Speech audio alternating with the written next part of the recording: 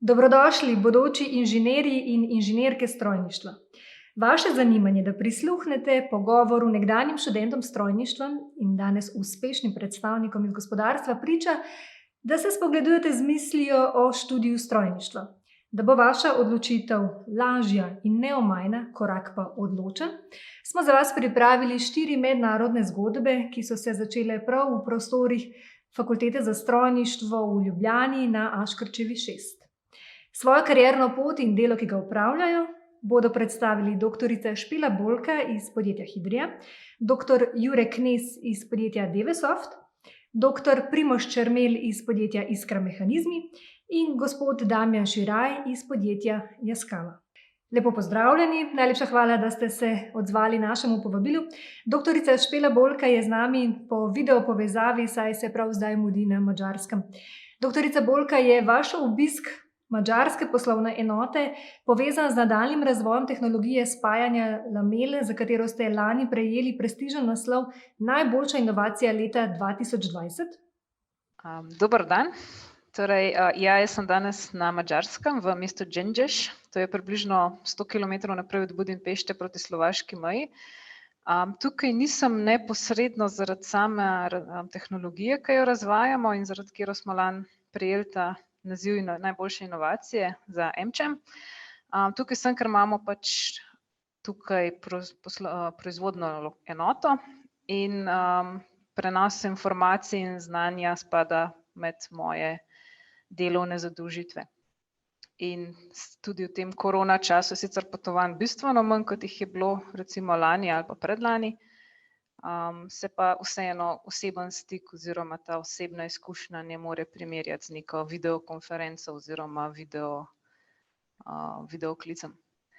Kaj pa odlikuje vašo tehnologijo, da se zanjo zanimajo najpomembnejši globalni proizvajalci najbolj prestižnih avtomobilov in industrijske tehnike iz Evrope in Združenih držav Amerike?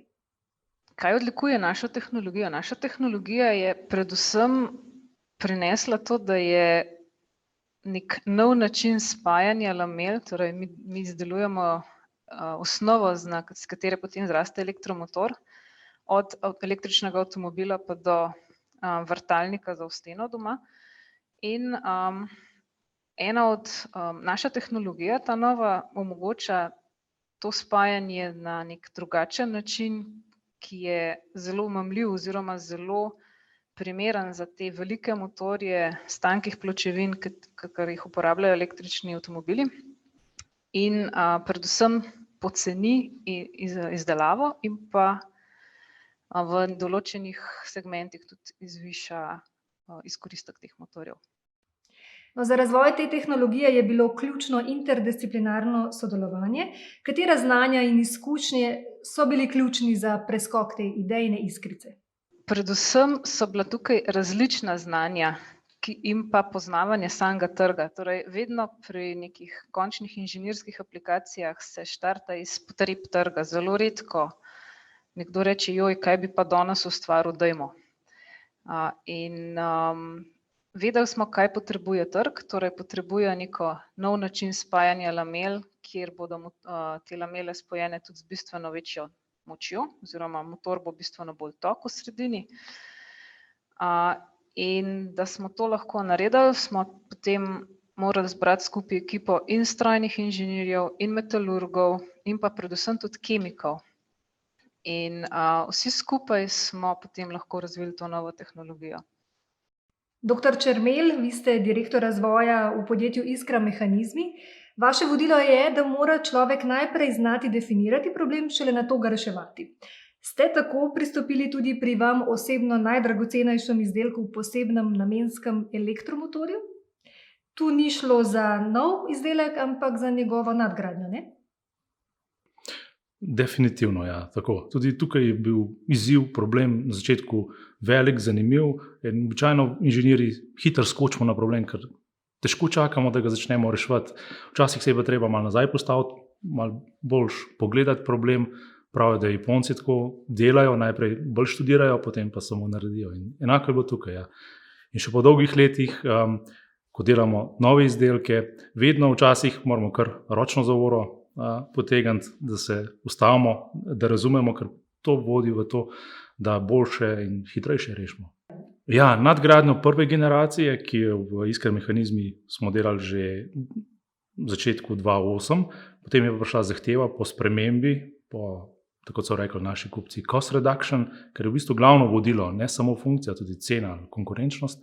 In takrat smo mogli poleg spremembe narediti tudi višjo količino, ker je kupec trg zahteval večje število motorjev in s tem smo mogli tudi narediti avtomatizirano proizvodnjo, ki prej ni bila vzpostavljena.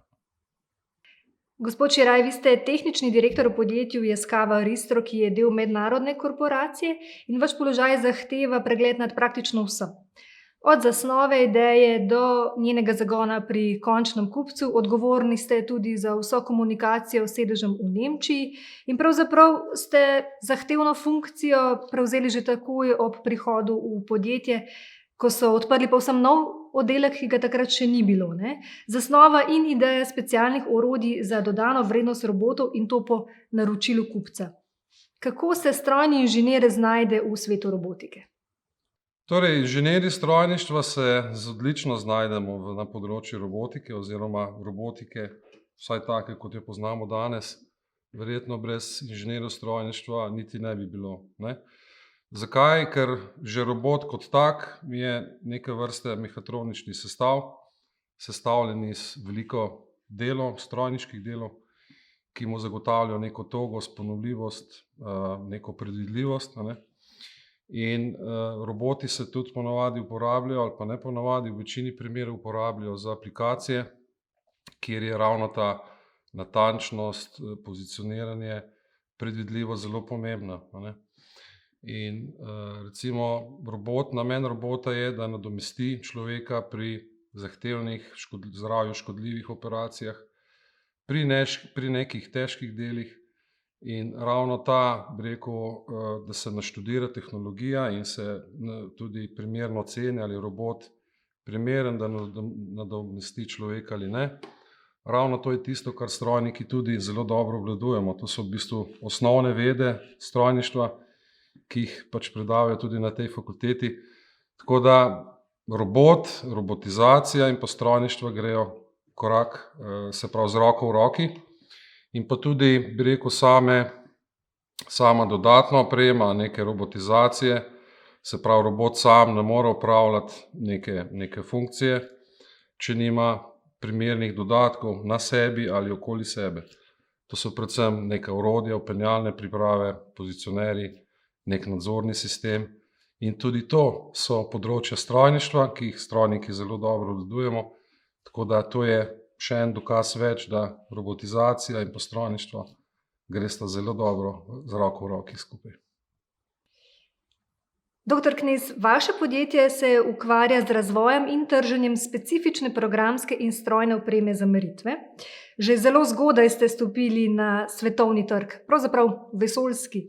3 leta po odprtju podjetja ste že prodali prvo licenco v ameriško agencijo za raziskave vesolja NASA. Zakaj je šlo in kako vam je to uspelo? Od začetka, ko sem imel idejo narediti merilni programski paket za meritve, ki bi bil enostaven za uporabo, primeren strojnikom, si nisem znal niti predstavljati takšnega uspeha. V tujino smo začeli prodajati preko tujega partnerja in v letu 2003 je ta partner prodal svoj merilni inštrument NASI z našo programsko opremo. Na to pa je nekaj let trajalo, da smo programski paket dodelali na njihove želje in potrebe. Bili so navdušeni, ostali proizvajalci niso bili tako agilni.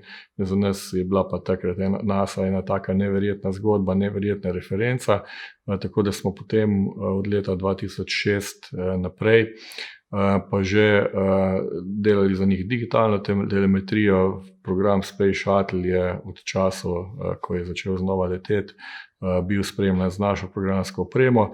Je pa ta programska oprema ena izmed redkih stvari, ki se je iz časa Space Shuttle kar preselila v novo dobo, v SLS, v programu Orion. To je bil prvi korak na poti osvajanja vesoljskih agencij, danes pa na vaš razvoj močno vpliva tudi vzhod, in sicer Kitajska, Japonska, Indija. Sodelujete tudi z zvenečimi imeni avtomobilskih gigantov, v katerih njihovih segmentih se najde vaše znanje. Ja, mi delamo na vseh področjih, tako na avtomobilski, v aerospace industriji, v distribuciji in proizvodnji električne energije, v razvoju izdelkov. Torej pri razvoju avtomobilov, pri razvoju tovornjakov, pri razvoju kakršnihkoli vozil.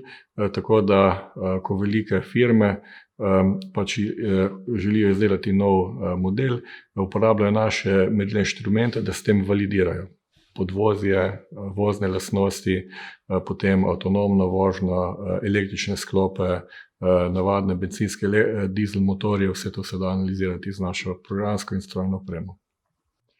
Inženirje strojništva več kot očitno najdemo na vseh možnih položajih, na vseh področjih. In nekdo je nekoč dejal, strojnik je lahko vse, vsak pa ne more biti strojnik.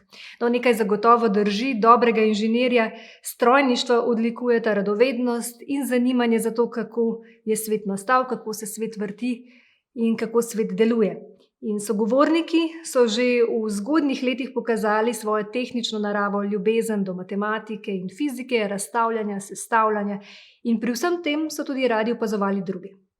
Doktorica Bolka, vi ste bili med najboljšimi gimnazijci na bežigrajski gimnaziji, lahko bi izbrali katerokoli fakulteto, pa ste se odločili za fakulteto za strojništvo. Kaj je botrovalo tej odločitvi?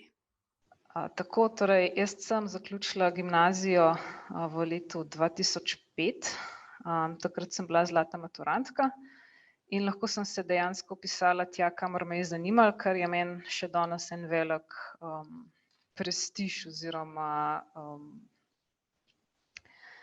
zelo veliko mi pomeni, da nisem bila omejena s tem. Zakaj sem se pa za strojništvo odločila? Zaradi tega, ker sem si želela študirati nekaj tehničnega, kjer na koncu prideš do izdelka, ki ga lahko tudi v roke primaš. Tako da sta se mi mogoče matematika in fizika zdeli malo preveč abstraktni, tudi računalništvo in elektrotehnika. Želela sem si stvari, kjer na koncu izdelek primaš, ki ga vidiš, kjer ni samo na računalniku ali pa na papirju. In koliko deklet je bilo takrat na fakulteti, kako ste se znašli v tem moškem svetu? Takrat, ko sem se jaz vpisovala, je bilo, mislim, da vse skupaj 12 deklet vpisanih, od tega je 8 realno hodil in tudi vseh 8 naredil faks. Za fante je mogoče statistika mičkan slabša. Mislim, da jih je bilo na univerzitetnem študiju okrog 200 do 250, pa v povprečju se mi zdi, da je 80 do 100 prišli skozi, torej da so dejansko naredili tisto diplomo. Kar je meni še posebej pomembno je, da od teh 8 deklet, ki smo dokončale študij, smo 3 tudi doktorirale iz mojega letnika, kar pomeni, da dejansko smo se odločile za stvar, ki nas je veselila in smo vse stereotipe o tem, da punce pa zasem nismo premagale in vrgle. Zdaj, sam študij, jaz lahko rečem, da imam same pohvale o tem, pač ni bilo čutiti kaj na temo, joj, vi ste pa punce, za vas pa niste. Vsi in profesorji in sošolci so bili pač do nas, kako bi temu rekla, niso nas ujčkali, torej, nihče nam ni gledal skozi prste, nihče nam pa tudi ovir ni postavljal. In meni se zdi to zelo, zelo dobra osnova za neko začetek dela oziroma začetek kariere, ker pač ti da vedeti, da si dejansko na isti štartni liniji kot vsi ostali in se mi zdi, da je to sporočilo, ki ga moramo prenašati tudi naprej. Doktor Knez, oba starša sta strojna inženirja. Mama je dobila tudi posebno priznanje za vseživljenjsko delo pri vzgoji in razvoju talentov in zdi se, da vam je bil poklic strojnega inženirja praktično položen v zibelko. A pravite, da starša nista, vsaj nezavestno, vplivala na vašo odločitev. Zakaj je bil študij strojništva za vas primeren? Ja, strojništvo je nekako od vsega skupaj oprijemljivo. Biti, voliti, vse te stvari so bolj v zraku in takrat v mladih letih se nekako pri železu, jeklu, kilah počutil bolj varno. No, Je pa dejstvo, ne, da je potrebno danes biti multidisciplinaren, tako da v bistvu sem začel s programiranjem, potem šel na elektroniko in zdaj šele v zadnjih 10 letih recimo pa več delamo nazaj na pločevini oziroma na aluminiju za izdelavo hiš inštrumentov. Ja, tako, sej študij je en korak v razvoju vsakega. Mislim, da se danes mladi zavedajo, da je pač študij neka vstopnica, da pa je potrebno vseživljenjsko učenje na določenih specifičnih področjih. Tako da dejansko priporočam, da v času študija že greste po svetu, že greste do podjetij in da preizkusite realni svet, ker je realni svet fascinanten, zanimiv in to je in ti da prava strast, ki je potrebna za to, da potem preživiš tudi matematiko in fiziko in takšne predmete, pri katerih običajno ne vidiš nekega smisla, so pa zelo smiselni potem, ko se aplicirajo v praksi. Gospod Čeraj, za vas je bil študij strojništva nekako kar logična izbira. Socialno okolje, v katerem ste odraščali, vas je nekako potegnilo v to smer. Jaz ko smo zaključevali osnovno šolo, nas je bila nekako skupina prijateljev, sošolcev, ki smo bili vsi nekako bolj tehnično naravnani in smo se ravno takrat odločili na podlagi informacij, ki so bile pač takrat na razpolago, se pravi, to vemo, da je kar že več kot 30 let nazaj, v kateri poklic se usmeriti. In nekako v tistem času, pa iz okolja, z katerega izhajam, to je na Notranjskem, smo imeli nekako najboljše povezave z Postojno, kjer so ravno pač kakšno leto prej odprli moderen srednješolski center, kjer so imeli 4 usmeritve, med njimi tudi strojno šolo. In druga opcija je pa bila, da se mogoče vozimo ali pa smo v internatu v Ljubljani, kar smo imeli takrat zelo slabe povezave, tako da smo se odločili za to prvo. In kar večja skupina mojih sošolcev in kasneje prijateljev, 5-6, se nas odločilo za to smer. In moram reči, da takoj, ko smo začeli v srednji šoli tudi z nekimi praktičnimi vsebinami, sem takoj ugotovil, da to je tisto, kar me osrečuje, kar mi daje neka znanja in pa neke predpogoje, da lahko ustvarjam, da lahko dodajam vrednost stvarem. In ta odločitev, tega nisem nikoli obžaloval. Tudi kasneje, seveda, ko smo šli spet večina teh sošolcev in prijateljev na strojno fakulteto, tu so se nam odprla nova obzorja, ugotovili smo, da stroji niso zgolj neki mehanski sestavi, da se jih lahko povezuje, da so nadgradljivi, da se jih da povezovati v linije in tako naprej. In to je samo še dodatno potrdilo mojo odločitev, da je to prava smer. Tukaj sem se našel noter in praktično vztrajam že celo življenje. Moram pa reči, da nekateri od teh mojih prijateljev oziroma od teh sošolcev pa niso več na strojnem področju, so šli v druge branže, ampak so ravno tako uspešni, tako da to je še en dokaz več, da strojna fakulteta in pa znanja, ki jih pridobiš tukaj, so koristna tudi na drugih področjih in praktično so uporabna skozi celo življenje. Doktor Čermelj, kaj se je zgodilo? Niste postali pilot, kot so vas nagovarjali starši? Ja, starši so mi vedno vcepali v glavo od 5. leta naprej. Pilot je fajn biti, to je, so rekli, zihar, služba, letiš nad oblaki, res je fajn. Zato sem imel vedno to v glavi. Potem pa, ko sem vedno to imel v glavi, razmišljal, sem pa se spoznal tudi s strojništvom in sem na koncu gotovo, da strojništvo pa pilot je v bistvu zelo povezan. Se tudi na strojni fakulteti imajo program letalstva. Ampak sem se ves čas povsem bolj ogreval za strojništvo klasično, če tako rečem, zato ker je v bistvu bolj univerzalno in več nudi, ni samo preko letenja, ki je na nek način tudi hobi lahko človeku, sem se vsem bolj za ustvarjanje odločil. Tako. In sem v bistvu še danes bi se enako odločil. Mislim, da je bila srednja šola, sredina srednje šole, srednja tehnična šola, kjer so v bistvu že upeljevali že v tistem času bolj projektni pristop, imeli smo seminarske naloge, tehnične narave, vse je bilo takrat bolj podrejeno tehnični naravi in takrat sem se poleg dela doma s starim očetom sem se zelo navdušil nad tem, da nekaj ustvarjaš. In od tega klasičnih strojev, stružnic, seveda, ki je nekako sinonim za strojništvo, pa do modernih programskih pristopov, danes tudi programirajo strojniki zelo veliko, in elektrotehnike, sem videl, da je to ta prava zmes vsega v tehniki in da ni ovir. Delo strojnih inženirjev je res povsod okrog nas, pa se velikokrat tega niti ne zavedamo. Pridobljeno znanje je dragoceno na številnih področjih. Verjetno pa je izjemen tudi občutek, ko vaše ideje, zasnove in koncepti s papirja zaživijo v realnosti. Se spomnite, kako ste se počutili, ko je svet ugledal vaš prvi večji projekt? Zelo dobro se spomnim svojega prvega večjega projekta. To je bilo še pri mojemu bivšemu delodajalcu iz Horjula, ki je bil takrat in je tudi še danes zelo ugledno, dajmo reči v svetovnem merilu ugledno podjetje, ki se ukvarja z razvojem in izdelavo vrhunskih inštrumentov za merjenje na področju elektroinštalacij. In takrat sem bil povabljen v eno razvojno ekipo, ki je imela za nalogo razviti do naslednjega sejma, pač ti sejmi na tem področju so enkrat na leto, res nek nov preboj na tem področju, razviti novo generacijo inštrumenta, ki bo modularen, sestavljiv, ki bo pomenil nek preboj in preskok nad konkurenti. In takrat sem bil kot del te ekipe zadolžen za dizajn, za konstrukcijo tega inštrumenta, skupaj še z enim zunanjim oblikovalcem.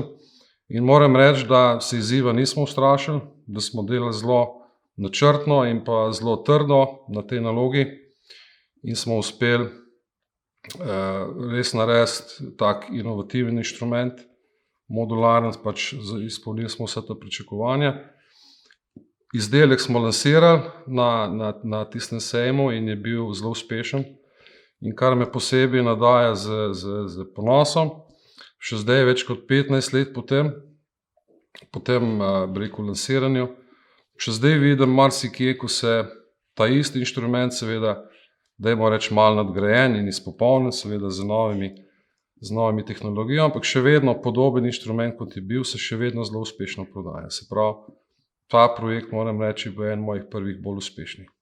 Jaz sem v Hidrii začela kot vodja projekta, ampak v okviru nekaj pol leta sem se iz vodenja projektov preusmerila v razvoj, ker sem se relativno kmalu vključila v nek projekt, ki je zahteval nova znanja oziroma malo drugačen pristop. In sem se kot prvo zelo dobro vklopila z ekipo, kot drugič pa pokazala že takrat precej hitro s fakultete, da tudi neko teoretično znanje oziroma teoretski pristopi, za kar se ponavadi šteje fakulteta, dajo zelo hitro lahko praktično v ozadje.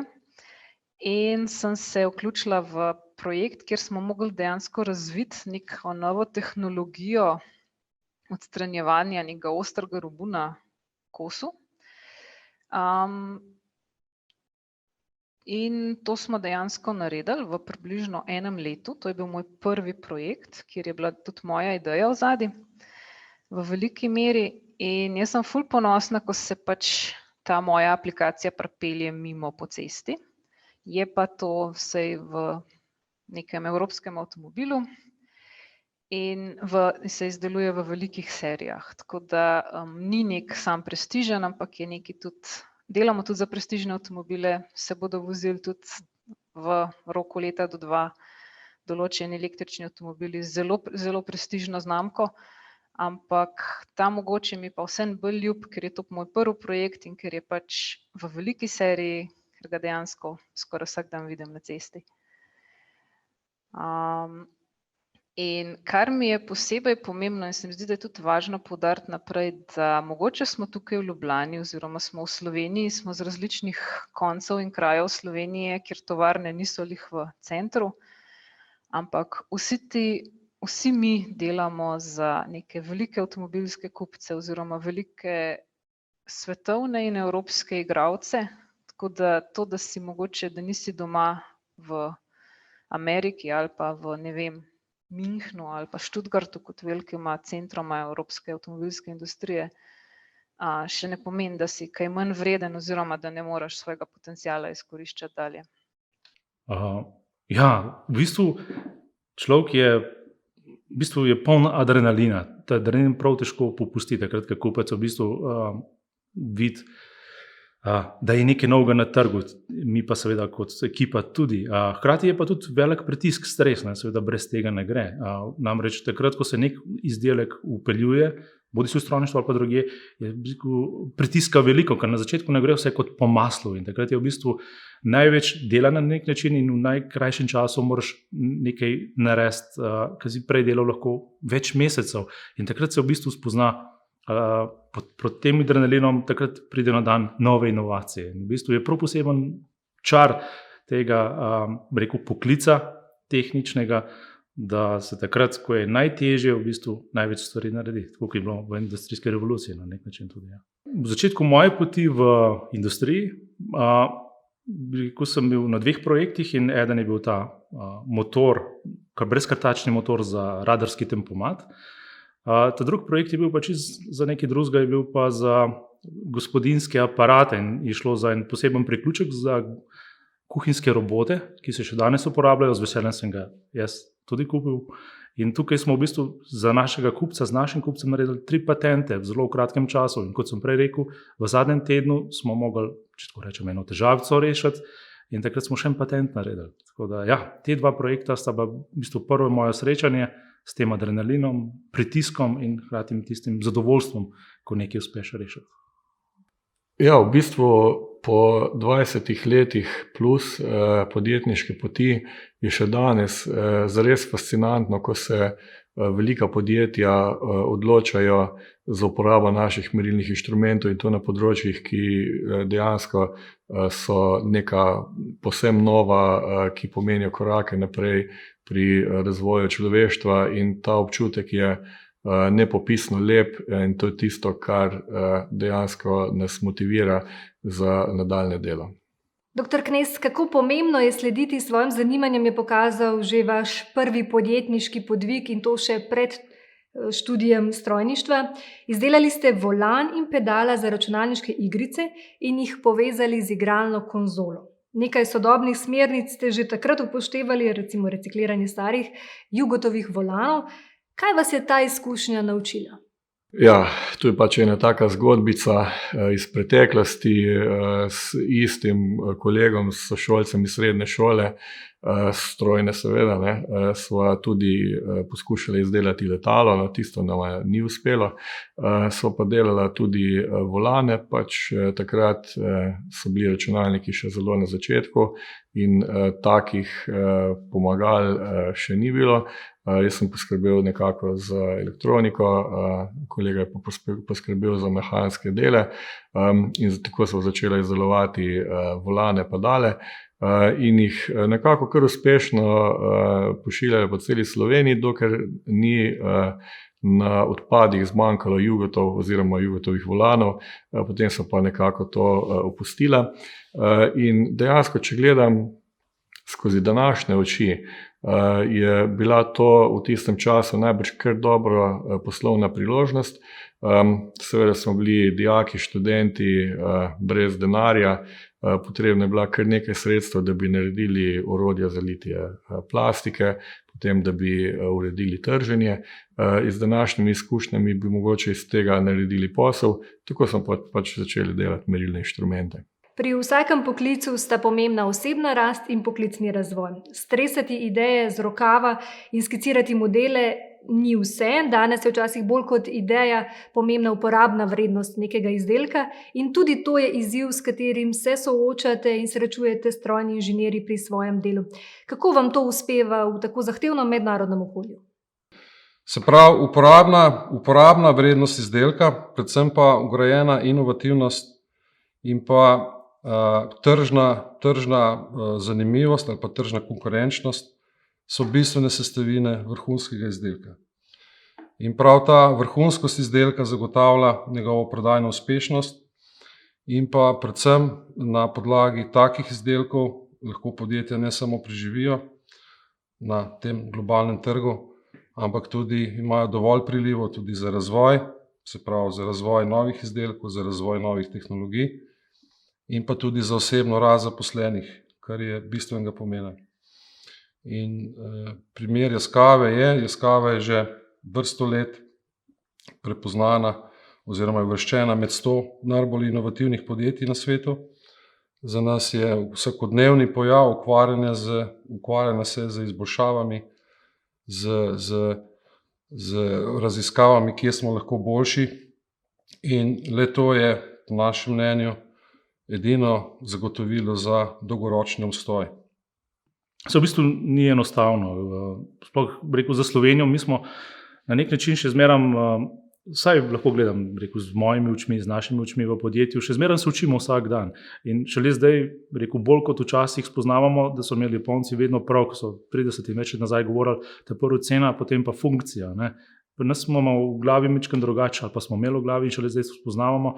In na koncu je res, ne. Na koncu funkcija izdelka je zelo pomembna, ne. Mora biti všečna, mora delovati, mora biti varna, ampak na koncu je pa vedno tudi cena, ne. In seveda tudi danes okoljska ustreznost. In to danes v bistvu vodi čisto drugače igro, sploh za katerega mladega, tudi zame je bilo enako, ne. Najprej se moraš vedno fokusirati, za kakšen bo strošek in za koliko boš to prodal, hkrati pa mora biti seveda dober in konkurenčno na vsakem načinu, ne. In ves razvoj izdelka od koncepta do razvoja testiranja in potem vzpostavitve proizvodnje vedno se gleda na ceno in se poskuša poceniti. Mi dobivamo veliko feedbackov in mi Slovenci smo res prav posebni. Tudi bi rekel, tudi na račun tega, da smo tako majhni, pa hkrati na fakulteti, vem za strojno fakulteto, smo zelo vpeti v nekako široko polje, ker recimo v Nemčiji, na Japonskem tudi se mi zdi, nimam direktnih izkušenj, niso tako, so vsem bolj fokusirani. Mi Slovenci smo pa zaradi majhnosti vsem primorani več različnih področji se jih prijeti in jih uporabiti in smo na koncu, hočeš nočeš, znamo več na koncu. Še danes mi z našo ekipo, ko se pogovarjamo s kupci, ali je težek pogovor ali pa je enostaven, zmagoslavni pogovor, dobimo feedbacke, da nikoli ne vidijo takih dobaviteljev, mislim tudi Slovence, ki so tako široko razgledani. Seveda nam počasih kakšen fokus ali pa kakšen detalj manjka, ampak to pa hitro nadoknadimo. Tako da v bistvu smo zelo cenjeni, no? Da hitro delamo, kakovostno in da imamo široko znanje. Ja, dejansko vse je bilo nekako osnovano okrog ideje, da izdelamo pač enostaven merilni inštrument, tako kot neki švicarski nožek na področju tehničnih meritev, in to zasledujemo še danes. Potem pa so nam dejansko stranke skozi vseh 20 let in še danes je tako, ključne stranke v velikih laboratorijih nekako povedale, pomagale, česa si želijo, in to je bila osnova za naše delo. Seveda je pa tukaj v zadnji inovativnost, na kakšen način to zapakirati v nek prijazen paket, strani tehnologije izkoristiti vse nove priložnosti, ki jih pač trenutno svet ponuja, in tukaj se najde zadosti tehničnih izzivov, predvsem pa se mi zdi, da je nekako v Sloveniji neka iznajdljivost, nam je kar lepa vrlina v primerjavi z drugimi. Vzemimo na primer Japonce. Japonci so čisto drugačni, pa delajo dobre izdelke, ampak pač po njihovem nekem principu. Pri nas pa lahko, vsaj na tem našem področju, resnično izkoriščamo prednosti, da smo nekje na meji med Balkanom, pa med recimo temi germanskimi deželami in so ljudje nekako vešči v obeh smereh. Danes praktično ni področja, kjer za uspeh ne bi bilo ključno ali pa vsaj zelo pomembno povezovanje in sodelovanje akademskega znanja in industrije domačih in tujih strokovnjakov. Gospod Čiraj, sodelovanje z matično fakulteto in kolegi vam je prineslo Puhovo nagrado za vrhunske dosežke na področju industrijske robotske tehnologije. Ampak to ni vse. To Puhovo priznanje smo dobili za skupinsko delo, za skupinsko raziskovalni tim skupaj z Fakulteto za strojništvo, in sicer za raziskovalno delo na dveh področjih, to so robotske laserske tehnologije in pa nadgradnja digitalizacije po principih vitke proizvodnje in pa pametne tovarne. Drži, za Puhovo nagrado se naše delo in sodelovanje absolutno ni končalo. Kar nekaj objav v mednarodnih revijah se je zgodilo potem, patenti in tako naprej. In pa seveda vse te izsledke raziskav smo že vgradili v nove jeskavine produkte, ki so že na trgu in se tudi zelo uspešno prodajajo. In pa tisto, kar je najpomembnejše, izsledke in pa dobre rešitve smo že tudi vgradili v naših tovarnah, tako v Ribnici, predvsem pa v novi tovarni v Kočevju, tovarni robotov, kjer smo že, v samem začetku, skupaj s Fakulteto za strojništvo, zasnovali to tovarno kot pametno tovarno z vsemi pripravami za bodočo digitalizacijo. Tako da to je bilo izjemno uspešno sodelovanje, ki se še kar nadaljuje. Kako pogosto in s kakšnimi izzivi pa se še obračate na fakulteto ali na strokovno znanje iz tujine, recimo? Čeprav sem zdaj že 6 let v firmi, se še vedno obračam nazaj na fakulteto oziroma na razne strokovna znanja inštitucij razvojnih. Zdaj konkretno tudi ta naš nov projekt oziroma nova tehnologija je bila razvita skupaj s Kemijskim inštitutom iz Ljubljane.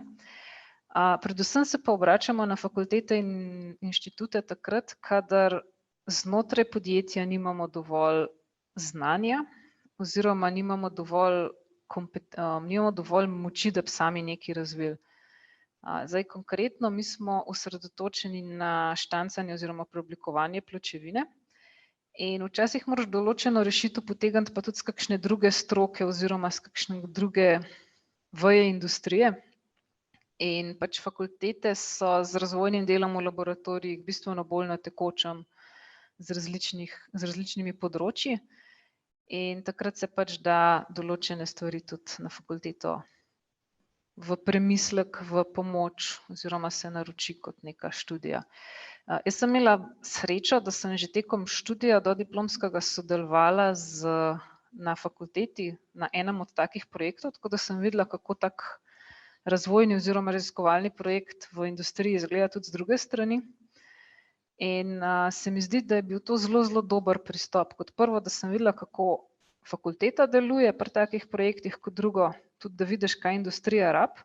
Zdaj sem pa na drugi strani in vidim in dejansko vem, kaj lahko vprašam na fakulteto oziroma na kakšen način moram vprašati, da dobim tudi, da oni razumejo našo potrebo in da lahko naredijo rezultat, ki ga vsi želimo. Ja, mi s fakulteto in tudi prej delujemo tako, da v bistvu, ko jih potrebujemo, jih pokličemo. In ponavadi je tako, da zelo hitro rabimo neko rešitev, kar pa seveda ni v redu, ker premalo mislimo na to vnaprej, ker smo vsi v taki furi, če rečem, delujemo tako. Ampak dejansko, ko pa pride do tega, pa bomo rekel, zelo plodno sodelujemo. In zdaj zadnjič, ko smo sodelovali, je bilo dobro leto nazaj, ko smo imeli tudi za enega kupca, smo mogli v enem letu splaviti nov izdelek, kar je običajno za 3 leta. Časovnega obdobja smo, mislim, da naredili ravno zaradi tega, ker smo sodelovali s Fakulteto za strojništvo, ker so naredili eno specialno kontrolno pripravo za serijsko proizvodnjo. Tako da enkrat na leto sigurno, vsaj naše podjetje. No, s Fakulteto za strojništvo pa imamo v zadnjem času en zelo lep projekt, in sicer projekt modalne analize, ki ga ravno zaključujemo z profesorjem Boltežarjem. Tako da je to stvar, ki je dejansko sami najbrž ne bi zmogli narediti, ali pa vsaj ne bi mogli narediti v tako kratkem času, tako da je tak način sodelovanja se mi zdi zelo dober tako za nas, ker neko znanje, ki obstaja, lahko potem apliciramo v praksi na res vrhunskih projektih. kot tudi za fakulteto, kjer pa v bistvu teoretična znanja nekako se prenesejo v prakso. Tako da je to ena stvar, ki bi jo radi še nadaljevali v prihodnosti. Zdaj, zelo veliko se ukvarjamo skupaj z predvsem implementacijo novih tehnologij, ne zgolj na področju robotike, tudi na področju vision sistemov, optimizacije proizvodnje in tako naprej. Tukaj imamo zelo veliko projektov tudi za industrijo, kjer kolege z fakultete, predvsem pri teh interdisciplinarnih vprašanjih ali aplikacijah, nam zelo veliko lahko pomagajo z raznimi testiranji, ki so mogoče dolgotrajnejša ali pa zahtevajo malo drugačne inštrumente za spremljanje in obdelavo teh rezultatov. Tako da tukaj imamo ne samo z slovenski del Yaskawe veliko sodelovanja s fakulteto.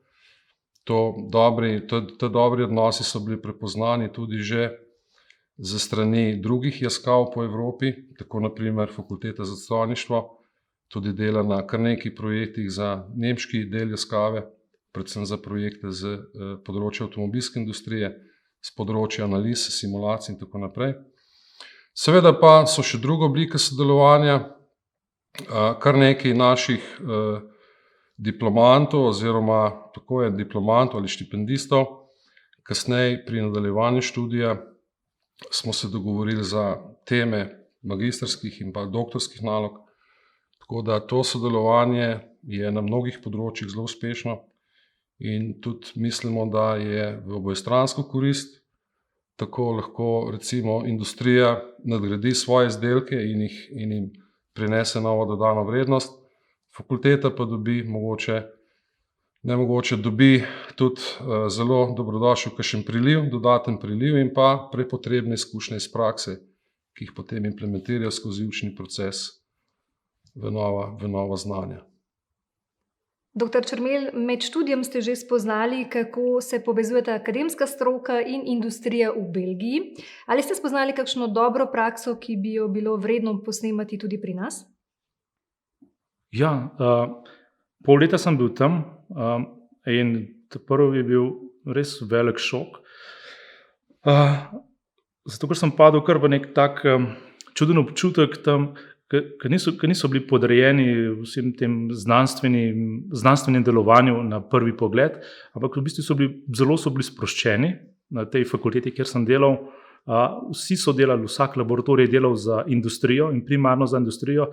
Vsak študent, ki je bil na fakulteti, je bil v bistvu že napol zaposlen in miselnost vseh teh, predvsem podiplomskih študentov, s katerimi sem imel stik, je bil čist konkurenčno usmerjen, biznis usmerjen. Oni so imeli v glavi, kako bo svoje znanje unovčil, kako ga bo prodal, kaj bo s tem, ko bo delal doktorat diplomo, kako bo to mogoče prodal, pretvoril v izdelek.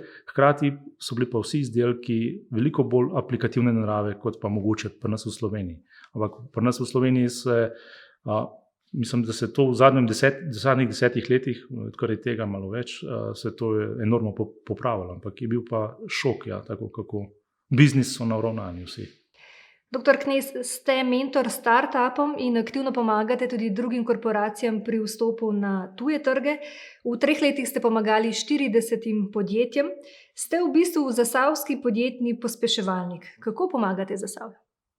Ja, Zasavje v času tranzicije iz Jugoslavije v samostojnost, v tržno ekonomijo kar precej trpelo, ker ta klasična podjetja niso uspela se obrniti na prosti trg in so propadala ena za drugo.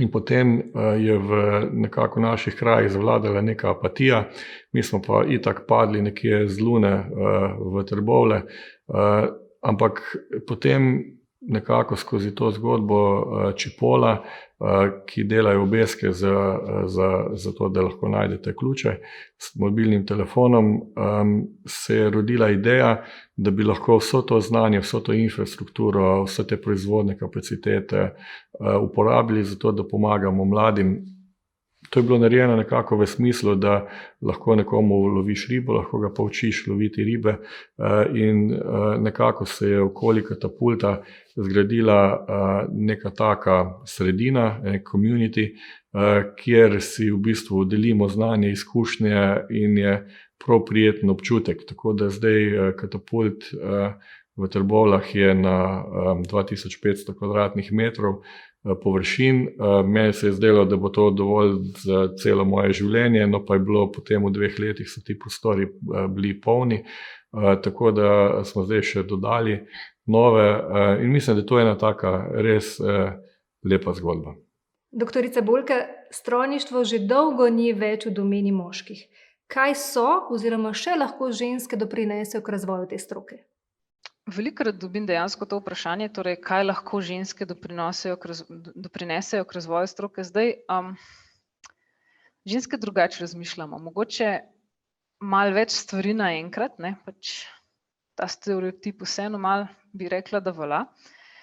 In se dejansko lotimo stvari drugače. Ne znam čisto opredeliti, kako pa kaj, ampak dejansko se lotimo stvari drugače. In jaz mislim, da je eden od razlogov, zakaj smo ta projekt tako dobro speljali, tudi to, da smo bili v ekipi dejansko namešani, če tako rečem, med sabo, torej in dekleta in fantje in doktorica strojništva, torej jaz, in doktorica kemije in tehniki s proizvodnega nivoja in strojniki in metalurgi, tako da je važno kot prvo, da imaš različne člane ekipe in da se ne držimo striktno samo fantov ali pa samo deklet. In pri takih homogenih ekipah dejansko, čeprav bi mogoče lahko rekel, da so heterogene, se mi zdi, da res dobro pride delo do izraza.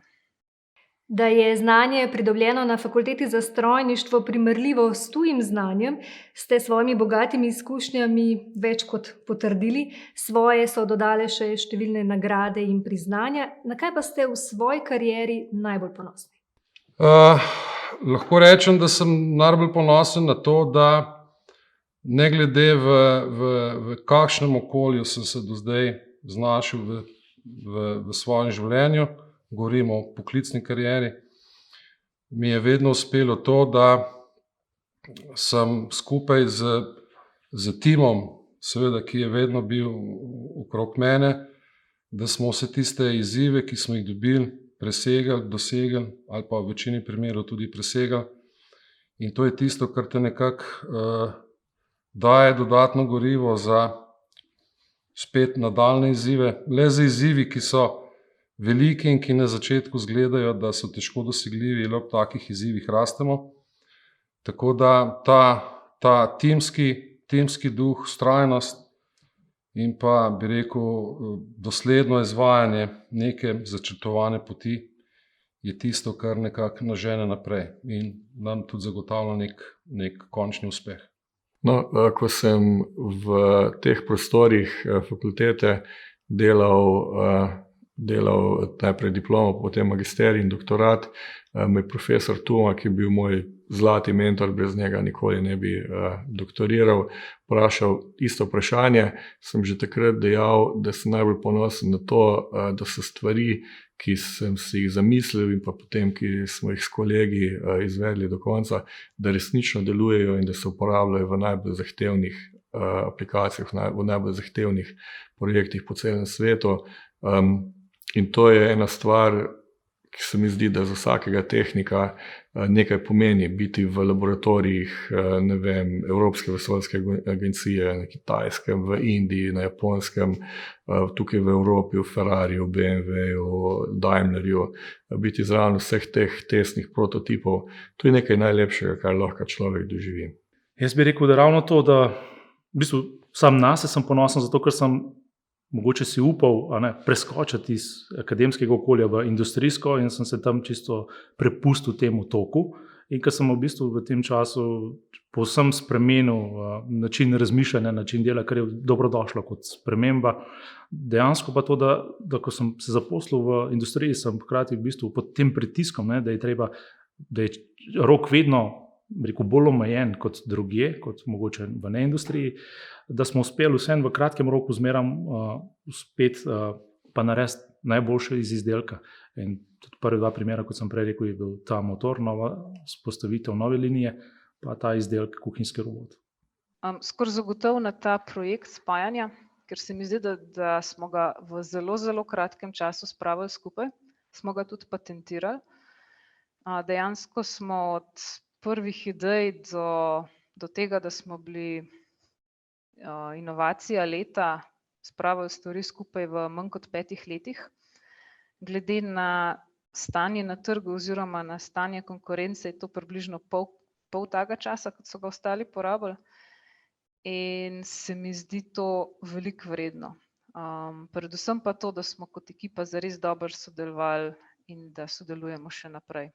In kaj je po vašem mnenju v vašem poklicu najpomembneje? Dostikrat se šalim, da je najbolj pomembna ena taka pozitivna norost, strast do tega, do ideje, ker se mi zdi, da vsaka preračunljivost nekako se enkrat konča, v vsakem življenju, poklicni poti pridejo težave, izzivi, ki se da premagati samo s tem, da delaš res tisto, kar si res v srcu želiš. Pa potem je seveda važna tudi dobra strategija, dobra ekipa, nek plan, načrt, tako da je treba res delati tisto, kar si človek želi. Ja, jaz še zmeraj, ker izhajam iz tehnike,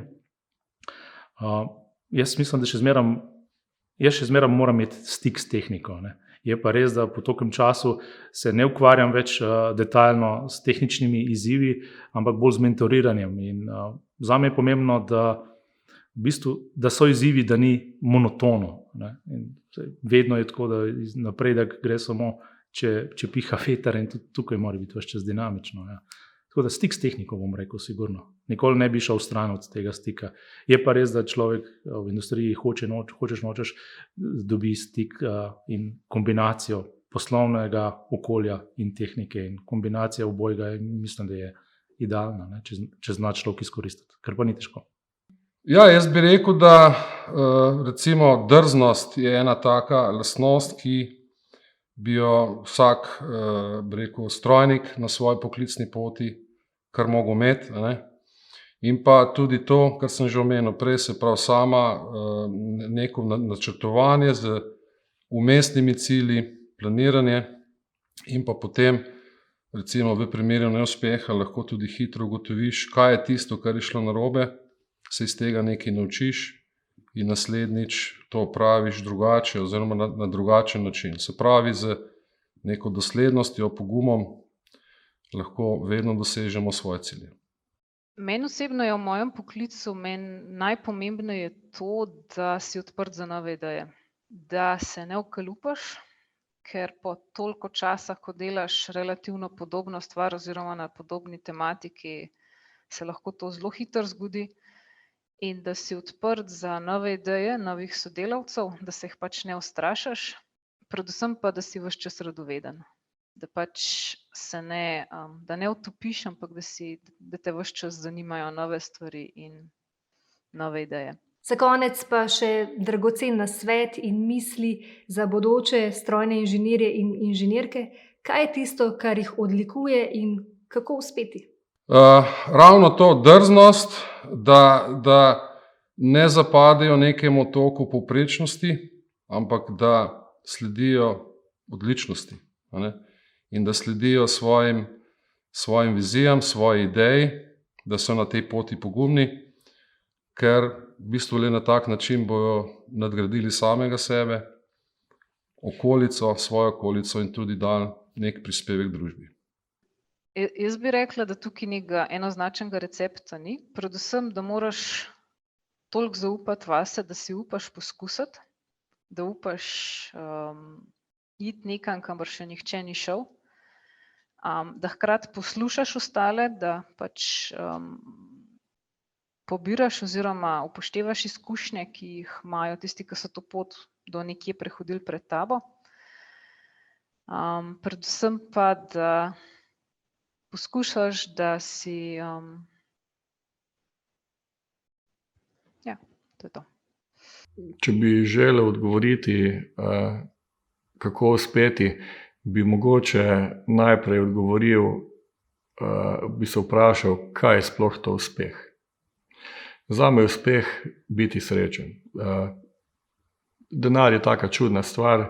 Imam neko teorijo ničel, kjer rečemo vzamemo naključno številko, vzemimo 5 in potem dodajamo ničle za to številko. In ker smo nekje na 50-500 tisoč, je denar še vedno zelo smiseln in dobrodošel, pa ko dodajamo še ničle zraven, pa se kvaliteta življenja ne dviga oziroma se včasih celo niža. Tako da potem se mi zdi, da zato, da si srečen, so pomembne druge stvari, recimo ljubezen. In se mi zdi, da je v življenju resnično srečen lahko tisti, ki dela tisto, kar ga veseli in ki si v življenju najde ljubezen in se to tudi daje drugim. Ja, pri nas, ko zaposlujemo oziroma tudi, ko vidimo, da potrebujemo nov kader, je izobrazba pravzaprav na drugem mestu na prvi pogled. Tudi ko iščemo ljudi, nikoli se ne vprašamo, kakšno šolo ima nekdo, direktno. Najprej pogledamo, če je kandidatka zagnan, če zna razmišljati svojo glavo, če rečem zelo poenostavljeno. In kot sem že prej omenil, vedno se vprašanja vrtijo okrog reševanja problemov ali pa izzivov in šele skozi tam se spozna potem pristop človeka, tudi komunikacija in pa zagnanost in seveda tudi tehnično znanje potem pride ven, ki je namenjeno nekemu delovnemu mestu. Tako da zagnanost, ne izgubiti volje in pa mislim tudi, da kritičnost in pa komunikacija v vsakem primeru je pa tudi ključna. Najlepša hvala vsem in želim vam še naprej veliko uspeha pri vašem delu. Fakulteta za strojništvo ne skrbi le za strokovno znanje svojih študentov, ampak tudi za razvoj mehkih veščin bodočih strojnih inženirjev in inženirk. Pri tem sodeluje s Kariernim centrom Univerze v Ljubljani. Gospa Andreja Jurček, lepo pozdravljeni. Kaj karierni centri ponujate študentom Fakultete za strojništvo in kje lahko izvedo o teh aktivnostih? Mladi lahko izvajo aktivnosti Kariernega centra na spletni strani Kariernega centra in seveda na vseh socialnih omrežjih. Poleg tega imamo tudi nov portal Popper, portal profesionalnega osebnega razvoja, kjer lahko študenti izvajajo vseh trenutnih aktivnosti, ki jih imamo, delavnicah, svetovanjih in pa prostih delovnih mestih. Poleg tega pa seveda so obveščeni tudi prek Facebook profila in spletne strani Fakultete za strojništvo. Za konec pa naj poudarim samo še to, da so vse storitve Kariernega centra brezplačne. Upam, da smo vam z današnjimi zgodbami olajšali odločitev pri izbiri študija. Pa srečno!